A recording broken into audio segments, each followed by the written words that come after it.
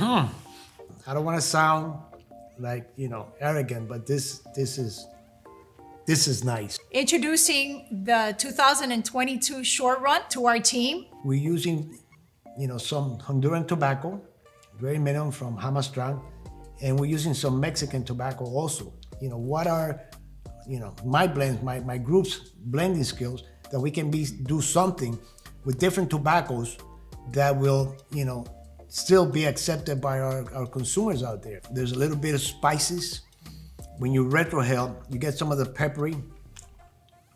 I'm starting to pick up a little bit of creaminess.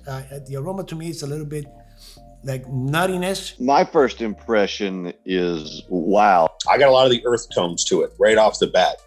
I think the people that are really craving something full body, full flavored are going to enjoy the cigar.